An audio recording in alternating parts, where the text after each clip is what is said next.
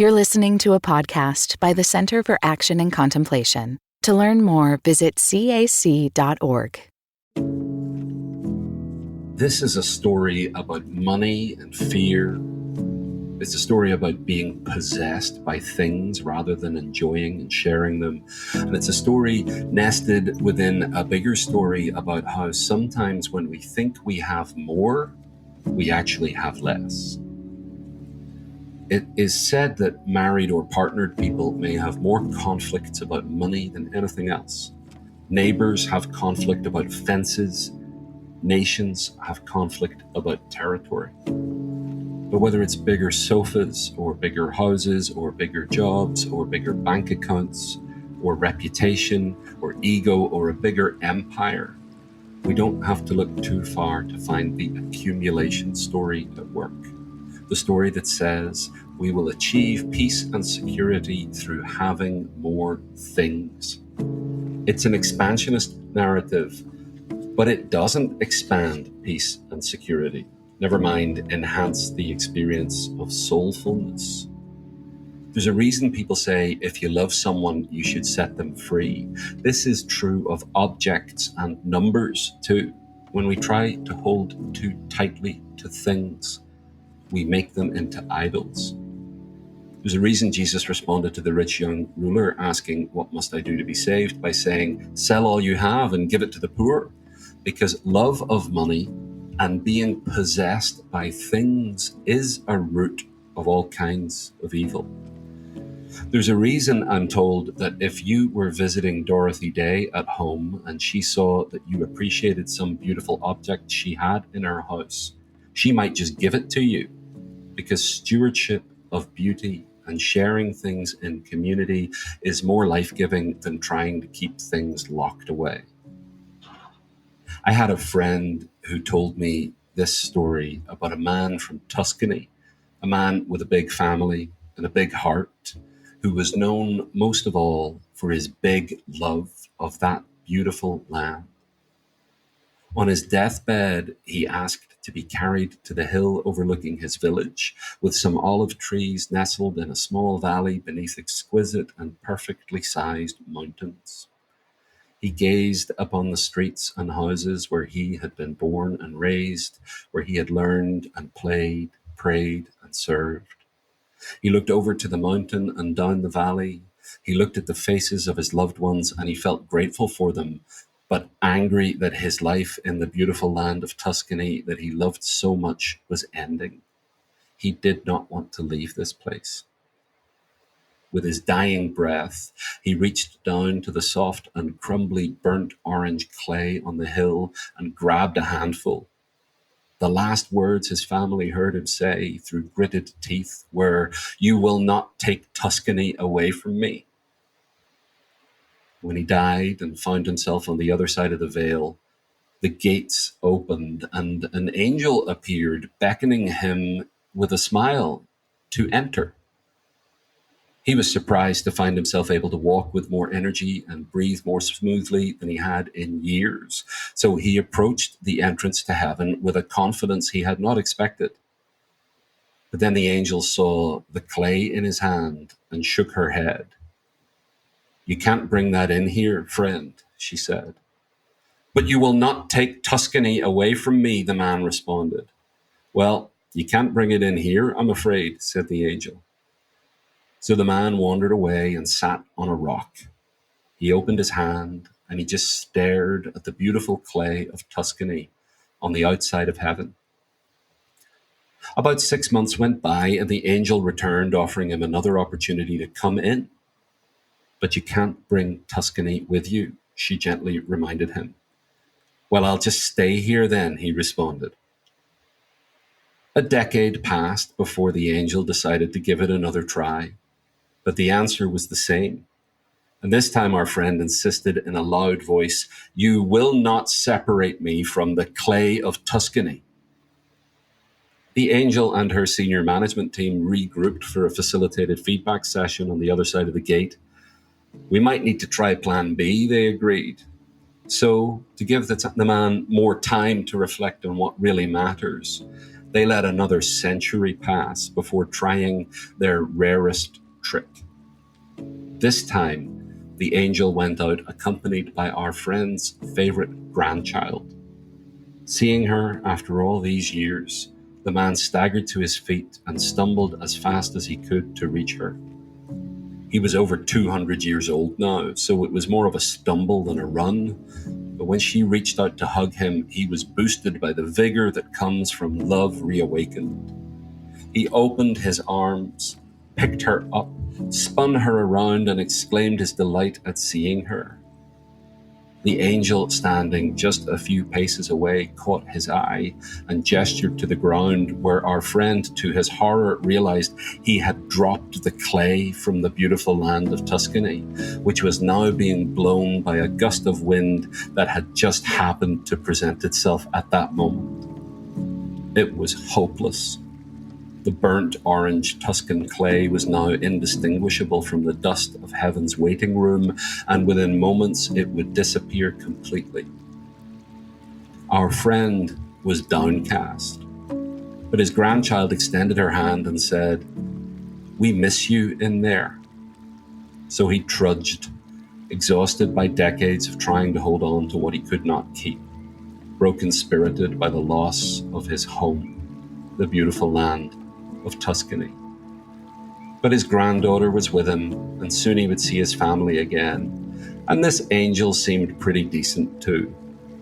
So when he reached the gate, and the angel pointed at the handle, and his grandchild let go of his hand, he saw that they were not able to open the door for him. He would have to do it himself. Otherwise, it wouldn't be a choice. So he turned the handle gingerly and took one last look at the rock where he had spent the first part of his afterlife and where he had tended the clay of the beautiful land of Tuscany for so long. He closed his eyes and kept them closed even as he walked through the gate. And when the gate closed behind him and he opened his eyes, he saw everyone he had ever loved and who had ever loved him. He saw his village in a small valley with some olive trees surrounded by exquisite and perfectly sized mountains. He saw that he was in, for the first time, the beautiful land of Tuscany.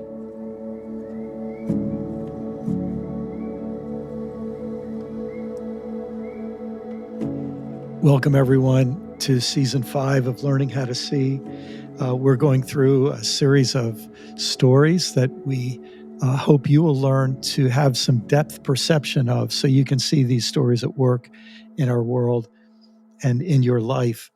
And this episode, we're talking about the story of accumulation. This story interacts with any number of other stories: domination, revolution, purification, isolation, victimization, and accumulation plays an important role. Gareth, the story you told us in that opening monologue was just beautiful and moving and touching, and I have to admit, a little bit terrifying too. And I'll tell you why, because I couldn't help but think we're having this conversation in the aftermath of the hottest month recorded in over 125,000 years, and thinking about the loss of the earth, not just the red clay of Tuscany, but thinking about how the accumulation narrative makes people lose the earth and all that. Anyhow, that had a profound effect on me as I was listening to this story. Tell me more about where that story came from, and additional thoughts you have about this accumulation narrative. Well, I heard that story from someone who was a friend of yours and mine, and I've already mentioned in this season that it's Mike Riddell from Aotearoa in New Zealand. And you could kill the story by trying to explain it too much. But what you just said there about isn't it ironic that the desire to accumulate things, which is connected to the desire to hold on to things, is actually what destroys them. It's actually what destroys them. And the little mention I made of Dorothy Day was a story I'd heard from somebody else that, it's a misnomer to think that Dorothy Day didn't like beautiful things. There's this, there's a kind of a myth that people who are conscious and about the needs of the poor are all really unhappy and have to be making themselves suffer even more. Actually, that's just not true. It's not true in the history of spiritually oriented activism. And and frankly, some of the places where the most sharing takes place are the spaces in which the most beleaguerment, if that's a word, is also occurring. So the story I heard was that, if you were in Dorothy Day's house and she saw that you really liked something that she had, she'd be like, well, you should take it. It looks like you like it more than I do. And then pass it on to someone else, share it, let this stuff circulate, or tend to it well, care for it well. It's one of the things I like about free museums funded by philanthropy. Instead of someone who buys a painting for $200 million and locks it in a vault so that a decade from now they can sell it for more money to someone else who will lock it in a vault. But you don't have to be a billionaire philanthropist to share with the world. It seems to me that love of money seems to go hand in hand with using people. I've worked in environments, I've been lucky, not too many, but I've worked in environments when I wasn't treated like a human being. And I've observed environments in which a celebration of life is underway. I met somebody last year who co-owns a business that has 700 employees. And we were having dinner with him at one of his restaurants. And during the meal, about 7 of the serving staff came to the table just to say hello. Every single one of them, this man introduced us to by name and told us something about their life. And after about the 7th employee had left, I turned to this man who's quite powerful and quite well known. I said to him, you know all their names?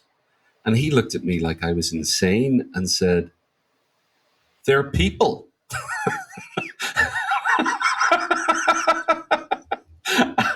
They're people, man. And that seemed like an echo of one more short story that I'll share really short. There's a story about an anthropologist, I think in the 1930s, who's studying a group of people that people from the West hadn't really encountered before. And this was a hunter-gatherer community, and she got to witness one of the major hunts of the year. And at the end of the hunt, the kind of leader of the tribe was distributing the meat from the hunt to all the villagers. And this anthropologist was perturbed and confused by this. And she thought, maybe he just needs to learn about modern refrigeration techniques so that he can keep this meat for himself. He hunted it. It's his meat. And she tried to talk with him about this, and he didn't understand what she was referring to. The concept just didn't compute. And so he said to her eventually, I store my meat in the belly of my friends. And he meant, there'll come a time when I can't hunt anymore. Or there may come a time when it's not a good hunting season. But these people will take care of me. Partly because I took care of them, but that makes it sound more kind of transactional than it actually is. Another friend of ours, Alistair McIntosh, the Scottish eco-theologian, talks about growing up on the Western Isles of Scotland, and the baker would buy his fish with bread, and the fisherman would buy his bread with fish. But there might be a year when there weren't a lot of fish, or there might be a year where the flour was sour. The fisherman would still get his bread, and the baker would still get his fish. because they were in relationship with each other. And it seems to me that the more you think you need to accumulate, the bigger fence you need to build around yourself, and the less people you will trust and let into your life, which is the inverse of what it is to live true peace and security, which only comes in the context of relationship with people you can trust. So actually, the thing you should do instead of stockpiling stuff, if you're the guy, as I've heard Charles Eisenstein say this, if you're the guy that's stockpiling gold in order to fend off the zombie apocalypse, that's a really stupid thing to do. Because first of all, we've no guarantee that gold will be worth anything in the event of a zombie apocalypse. And the second thing is, the last person I'd want to be in the event of a zombie apocalypse would be the guy that everybody knows has all the gold. Because I'll be the first person they'd eat in order to steal my gold. What I'd rather do is, if I have gold today, is to share it now, give it away now, love it now, steward it now, give it to the people who will use it now and use it well, and expand your circle of belonging through sharing what you've been given to steward.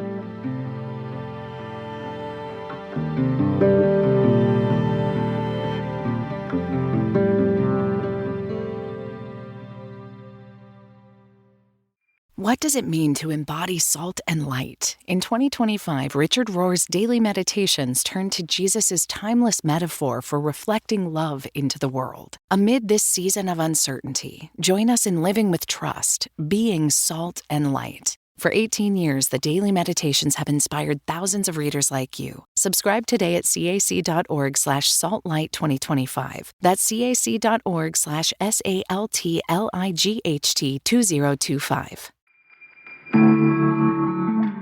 Gareth, I wonder if you could mention just briefly a couple of movies that hit this theme. There are so many, I know, but just give us a few. I'll just name two, and they're really two films that are about what really matters about a life. One of them takes place among people who are economically impoverished, and one of them takes place among people who are economically extremely wealthy. But what matters most is the meaning and relationships in their lives. The first, Queen of Katwe, a film made by the magnificent director Mira Nair. It's set in Uganda. It's a true story about a girl who became a chess master.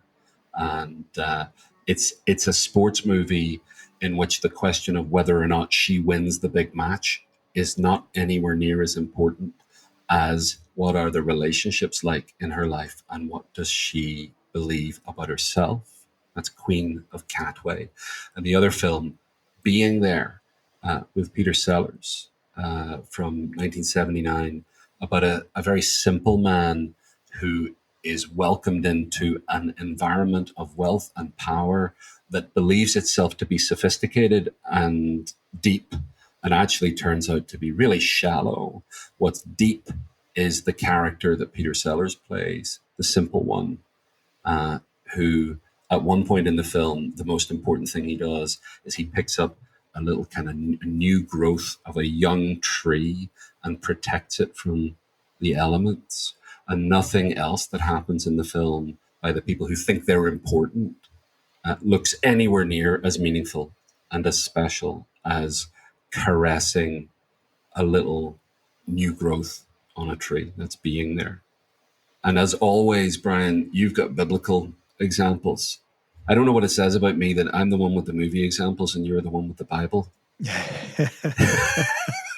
Well, I think when we're looking for that seventh story, the good news is we can find it in both places.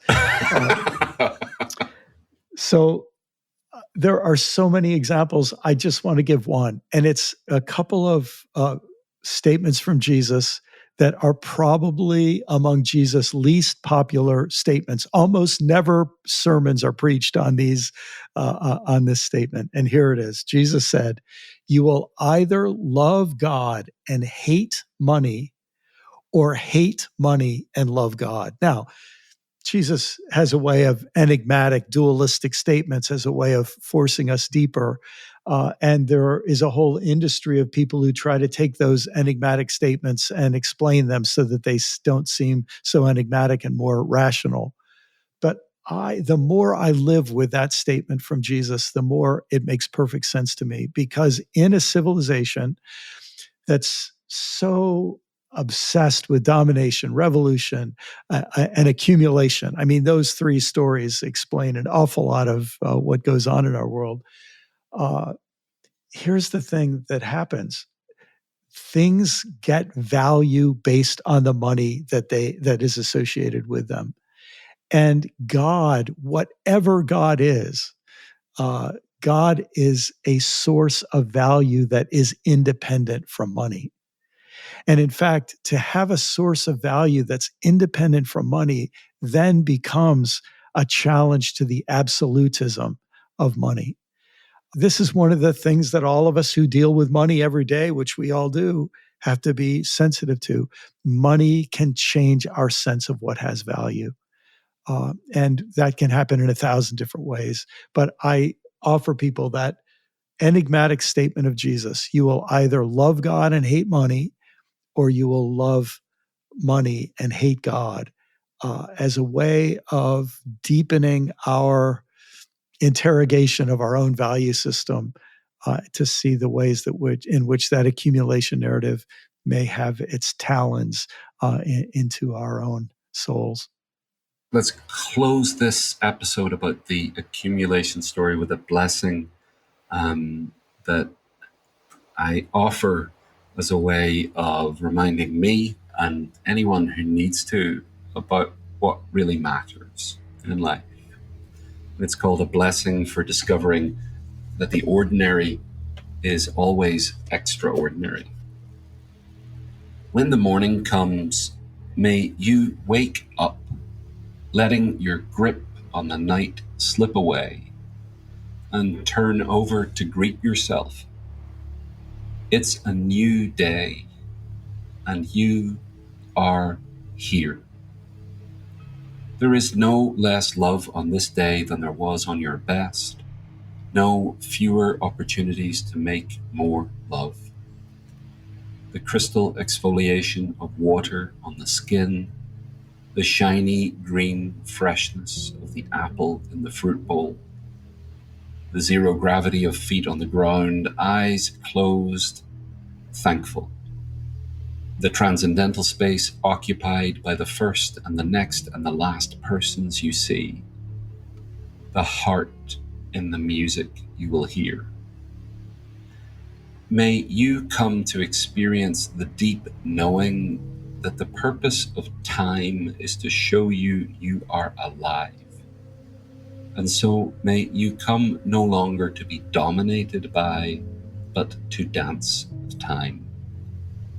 May you come to know your life's work, and so may you enjoy the mingling of mission with work and play. And may you hear the inner voice of meaning. Thus, may you come to own your story so that you can write the ending.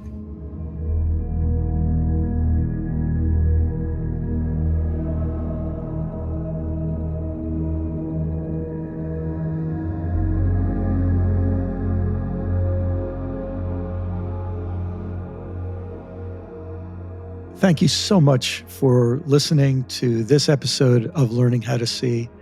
If you're interested in learning more, we encourage you to go to the7thstory.com, where you'll learn about a book that goes more deeply into the 7 stories, a book for adults, and also a new illustrated children's book that we hope adults like you can use and give to children to help them learn about these important stories too.